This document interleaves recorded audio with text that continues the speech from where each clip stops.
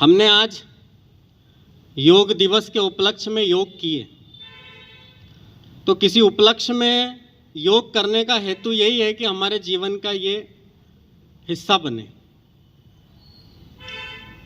सन 2014 में हमारे देश के प्रधानमंत्री जब संयुक्त राष्ट्र संघ की उस मीटिंग में बैठे थे, तो उन्होंने ये विषय रखा था कि हमारा जो योग है, क्यों ना इसको पूरा देश मनाए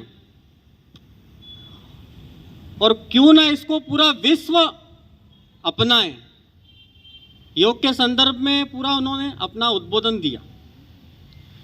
जैसे ये प्रस्ताव संयुक्त राष्ट्र संघ में हमारे देश के प्रधानमंत्री ने रखा, तो 193 देश में से 177 देशों ने इसका समर्थन किया। या यूं कहें कि संयुक्त राष्ट्र संघ के इतिहास में पहला ऐसा प्रस्ताव था जो इतने सर्वाधिक मतों से इसको जो है स्वीकारा गया, समर्थन किया गया। और सब लोगों ने विचार विमर्श करके, और 21 जून जो उत्तरी गोलार्ध का सबसे बड़ा दिन है, 21 जून को योग दिवस के रूप में इसको पूरे विश्व में मनाने के लिए ऐसा पूरा तय हुआ। और 2015 21 जून से ये हमारा योग दिवस के रूप में हर वर्ष हम मनाते हैं, और हर वर्ष रिकॉर्ड बन रहे हैं। लाखों लाख लोग एक साथ योग कर रहे हैं। या यूं कहें कि पूरे विश्व के अंदर योग की आंधी सी आई हुई है। जो जागरूक है, समझदार है, समझता है स्वास्थ्य के प्रति, वो हर एक व्यक्ति योग करता है।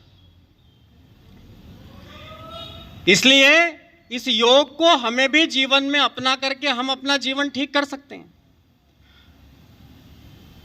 तो योग को समझना है तो केवल हम शारीरिक ठीक करने के लिए योग करते हैं, इतना मात्र योग नहीं है। हम श्वास प्रश्वास जल्दी जल्दी लेना छोड़ना करते हैं, यह भी योग नहीं है। योग एक बड़ा विषय है, इसके 8 अंग है। भगवान शंकर ने इसको प्रारंभ किया। भगवान शंकर के डमरू से यह प्राप्त हुआ। बाद में महर्षि पतंजलि ने इसको जो है सूत्र रूप में हम सबके सम्मुख रखा। उन्होंने 8 अंग इसके रखे: यम नियम आसन प्राणायाम प्रत्याहार धारणा समाधि च योग अष्टानि अंगानि। 8 अंग है। तो पहला यम है, फिर नियम है। तो यम में 5 है: सत्य, अहिंसा, अस्तेय, अपरिग्रह, ब्रह्मचर्य।